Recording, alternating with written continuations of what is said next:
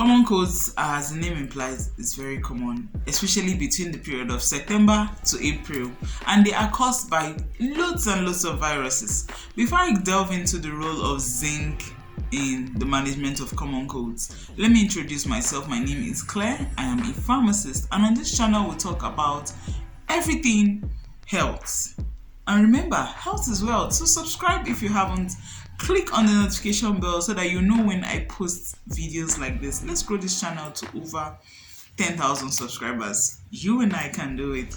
If you're wondering how you can do it by firstly liking this video, commenting on this video, and sharing the video with your family and friends. The truth of the matter is that the video will actually add value to them. So don't be stingy and do the sharing. So talking about common colds, like I said, it's caused by loads of viruses. Why I'm stressing on this fact is that most of my clients these days, they come into the pharmacy and they are so angry and upset with the doctor for not writing an antibiotic for them. Let me give you an instance. I met a lady. She came with her child. When I was on dispensing her drugs, she asked if these were all her drugs and which of them is an antibiotic. I told her there is no antibiotic. You have an antihistamine and you have vitamin C and paracetamol. And she said, "Oh, pharmacist, was this fair? I complained to the doctor that this child is coughing and this child has catarrh, and at night we cannot sleep, and this is all he gives to me." She was so upset, and I told her, "Did you do any test?" She said she did test, and I said, "Based on the result, trust me, your child doesn't have an infection. And if it's cough and catarrh, it is viral, and viral infections have to run their course and they will live on their own." The truth of the matter is that all you can do in the management of common cold is to boost your immunity and maybe alleviate some pressing symptoms, and that was what the doctor had done for her. So I told her, please just go and take your medications and you will be fine. So I felt, okay, let me tell you guys about this, because the truth of the matter is that you cannot keep pumping your body with antibiotics because you have cough and catarrh. If there's a super infection, that is a different scenario, and that will be picked up in your lab result. Once it's a super infection, there is need to treat it, because the truth of the matter is that sometimes common cold can lead to complications like otitis media, especially when you start having a bacterial super infection and you don't take note of that or go for a checkup to know what actually is the cause of your common cold, especially if it has lasted longer than usual. Common colds are associated with symptoms like itchy eye, watery eye, runny nose, blocked nostrils, that's nasal congestion. It's also associated with sore throat, cough, sometimes fever, and even headache. So if you're manifesting any of these symptoms, you should know that these symptoms are highly contagious, and the best thing you can do for a start before you go to your physician is, firstly, stress predisposes you to coming down with common colds. Yes, stress. So it's very important to rest, stay hydrated, take lots of water. Please, warm water, not cold water. Thirdly, minimize your finger to nose or finger to mouth movement. What you can do is always wash your hands, and if the weather is super duper cold, always use warm water so that your hands don't start feeling like you're freezing. So wash your hands. Avoid being in a crowded room. You can use saline drops for children. You can also do steaming for them but you have to be very careful so that you don't spill hot water on the child. And for adults, you can do your own steaming in the bathroom if you have blocked nostrils. Steaming can be very helpful, and you don't even need to use all those eucalyptus oil or aboniki balm or whatever you put it in, or mentholatum, because the truth of the matter is that what actually does the work is the steam, not all those things you add into the water.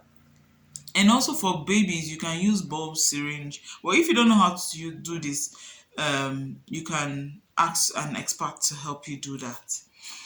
So for the treatment of common cold, like I said initially, zinc plays a vital role But firstly, over-the-counter antihistamines can be very beneficial. We have the first generation antihistamines, that's your diphenhydramine, your chlorpheniramine. They are very helpful in alleviating the symptoms associated with common cold symptoms like I mentioned earlier. But the beauty of this pyridine and the likes, pyridine is the brand name. Pyridine contains chlorpheniramine. The beauty is that it will make you feel sleepy and very annoying. It basically works by attaching to your histamine receptor to bring about the relief you feel. The second generation antihistamines, those are your cetirizine, loratadine, basically just take care of runny nose, itchy eye, and other allergic conditions. They don't necessarily address other symptoms of common cold. So the next class of over-the-counter drugs you can use are the congestants, like your pseudoephedrine. They basically work by relaxing the bronchial muscles and bring to help you expectorate this mucus that may have accumulated at the back of your throat or your nose. But if you're using the congestants, you should be very aware of the fact that you cannot use it if you have benign prostatic hyperplasia, that's prostate enlargement. If you want to know more about prostate enlargement and the use of the congestants, you can check out my other videos on this channel. I'll put a link at the end screen of this video and also in the description box. So now the congestants should be used with caution and should not be used in children less than 2 years. These over-the-counter medications for common cold can lead to mortality of children. The third class of over-the-counter medications you can use for common colds are your remind me you cannot remind are your antitussives. Yes, your antitussives like your dextromethorphan, your guanifenicin. Your dextromethorphan plays a great role in expectorating whatever mucus that has accumulated at the back of your throat. And moving on to supplements, I was talking about zinc initially. Zinc basically helps to reduce or stop the replication of this virus, so that's why it's very beneficial to take zinc within 24 hours of the onset of the symptoms. Zinc at 75 mg have been shown to be very helpful, but similar studies were done at the low dose with the use of low dose zinc, and also in using zinc in children, and also zinc with vitamin C, and these results were not as beneficial as using zinc at 75 mg within 24 hours of onset of the symptoms. Zinc plays a very good role in alleviating your symptoms. The exact mechanism has not been fully understood, but the benefit has been captured, and I'm here to share these wonderful tips with you.